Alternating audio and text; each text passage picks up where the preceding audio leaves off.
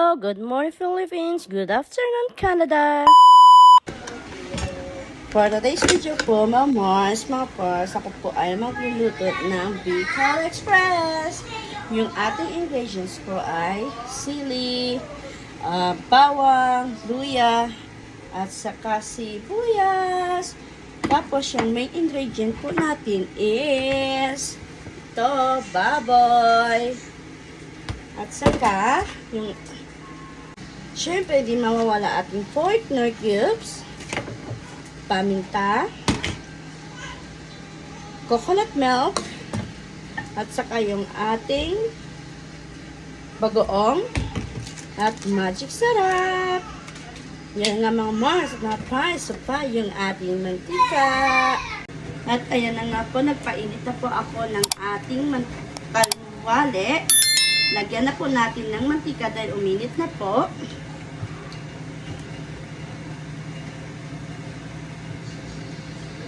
Inubos ko na po dahil wala na tayong mantika. Yan, painitin na po natin kaunti. Tapos magigisa po tayo. At syempre po, uunahin ko po yung ating sibuyas. Dahil mainit na yung mantika.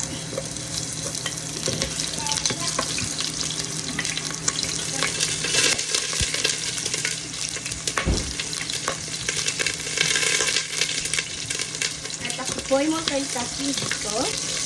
Pasensya na po. After po yan, isunod na po natin yung ating luya para po pantanggal langsa sa ating bagoong. Then, susunod ko na rin po yung ating bawang.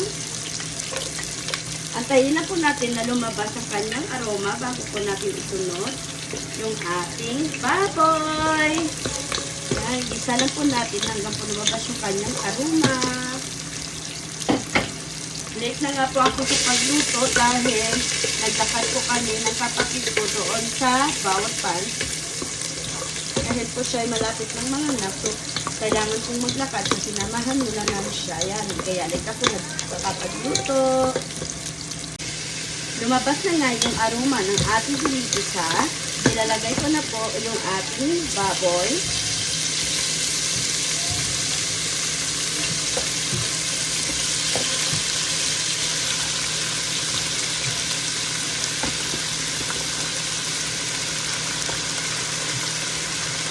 Hanggang bukas na po ito na ulan dahil yung kuya ko po inubos ko sa kagisa yung ating baboy. Ewan ko lang kung abutan po hanggang bukas. Kamusta po kayo dyan? Kamusta po ang buhay natin mga Mars at mga Pars?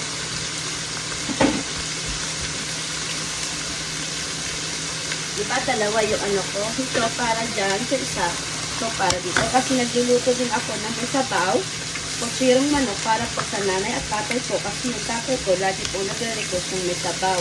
So, iba din po yung ulam niya, iba din po ulam namin. Natayin lang po natin siya na mag-golden brown. Takpan lang po muna natin. Saka po natin lagyan ng tubig. Ng konting tubig. Ayan na nga po, tinapupuksan yung ating luto. Kasi na po i-mix para po pantay yung luto ng ating karne. Antayin lang po natin na lumambot yung ating baboy. Saka po natin isusunod yung ating gata. Or pwede na rin po natin ilalagay. Dahil dalawang gata po yung ilalagay ko dito kung sakali. Para po lumambot-lambot na kaunti yung ating baboy. Ayan po, ilalagay ko na po yung ating gata para po lumambot yung ating baboy. Ito po magsiserving tubig ng ating niluluto.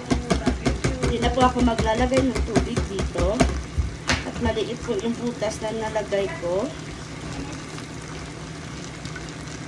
Ipilit natin hanggang sa lumabas yung kanyang gata. Shake, shake, shake. Shake, shake, shake. O, diba may pa shake, shake, shake pang nalalaman. Ihalo ko lang po dito. Ito po yung magsiserving tubig ng ating niluluto.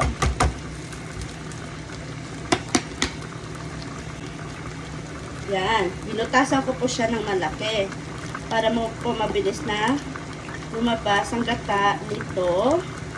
Dito po kasi sa ibang bansa sa Canada, wala po ditong fresh na gata. Lahat po is nasa lata. Pero, yung pinakamasarap po na gata is itong Aroidi. Yung ibang gata kasi hindi masarap. Hindi po siya tulad ng gata ng Aroidi. Masarap po siya. Kahit sa anong luto, pwede nyo po siyang ihalo. Yan, halo-haloin lang po natin ng kaunti. Habang po pinapalambot natin, lagyan ko lang po siya ng pork nor cubes. 2 piraso. Ay! Naisama pati balat. Nalaglag. Yun.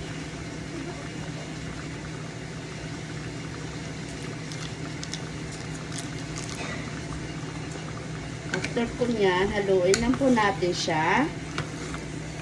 Para po mahalo yung nor cubes na nilagay natin sa ating niluluto. At saka po, takpan natin siya. Antayin na po natin ng 5 to 15 minutes na pagkulo hanggang po sa lumambot yung ating baboy. Bilis ng transition natin. Kumukulo na po yung ating pinapalambot na baboy. Atin na po halo-haloin. Hanggang po sa lumambot. Lagyan po natin ng magic sarap.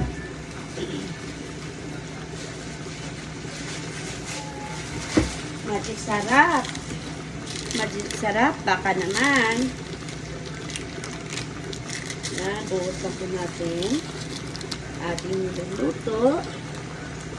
Tapos, habang po pinapakulo natin siya, pinapalambot, ilalagyan ko lang po siya ng 2 kutsarang bagoong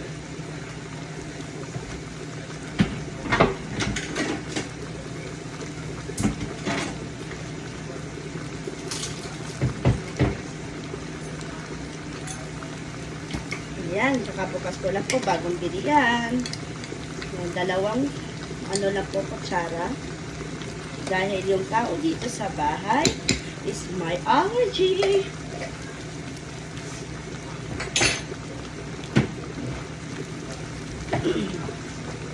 Atin na po haluin ng kaunti. Tapos takpan. And then antayin po natin ulit ng 5 to 10 minutes hanggang po sa lumambot ulit yung ating baboy. Takpan. Ayan, pasensya na po kayo. Hindi ko po siya na-videohan. Yung binuksan ko kasi kumukulo-kulo na po yung ating tawag dito. Yung ating Bicol Express. Antayin ko lang po ulit ng 5 to 15 minutes. Taka ko po idadagdag ulit yung ating huling gata. Ayan, yung Mars. Haluin ko lang po. Tapos, ilagay ko po yung ating pangalawang gata. Para po mas masarap. Yung 2 gata yung ilalagay.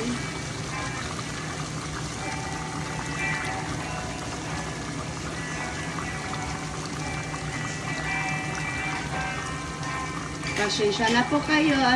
May nagay-gitara. Ayan, lagay na po natin. Pasensya na po kayo sa background. Yung panganay ko kasi nagigitara.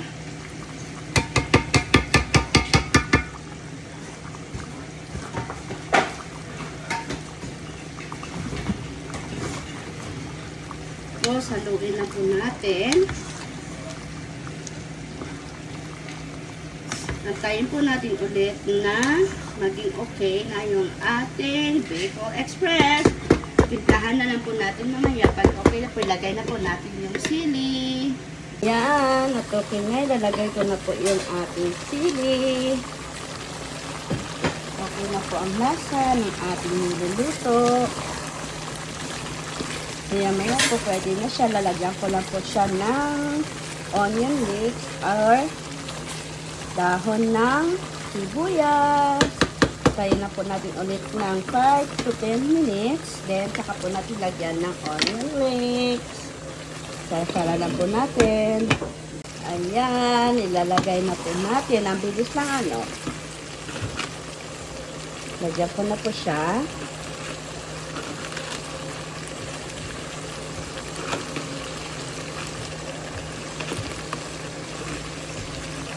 Tapos, saluin ko lang.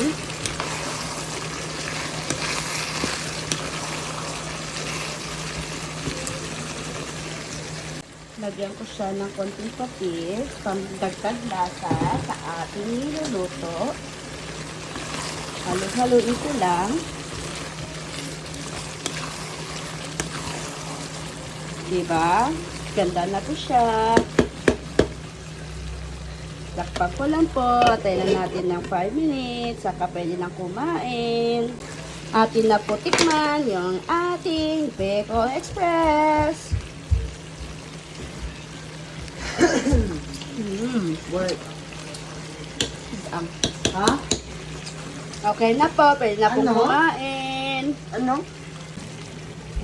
Luto na po ang ating Bicol Express. Di po siya maanghang. Di po talaga inang-anghang. Para makain ng lahat. Sarap, oh. Nung nakaraan kasi, nagluto ako. Maraming sabaw. So, nag-try ako ulit magluto. Ayan, perfect na po ang ating Bicol Express. Yan, tayo po ay maghain na. Tayo po ay kakain. Pakain na natin yung ating kalan. Para po tayo makapagsimulan ng maghapunan. Magre-release po tayo mamaya. Aakyatan ko po yung mga bahay nyo dahil ako po ay day off na 2 araw. Simula bukas. Yakapan na naman. Wow, sarap-sarap mga Mars.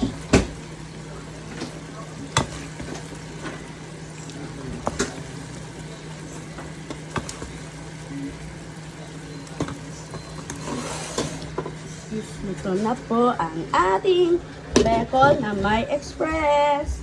Buti pa yung Bicol may express. Ang tao walang express. Joke lang po. Kainan time. Tawagin ang lahat. Tayo kumain.